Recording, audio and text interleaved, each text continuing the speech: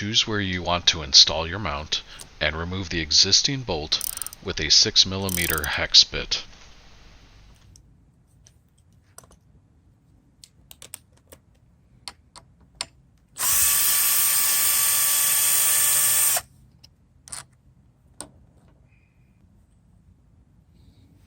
Test fit the included M8 bolts and install with the most appropriate length bolt.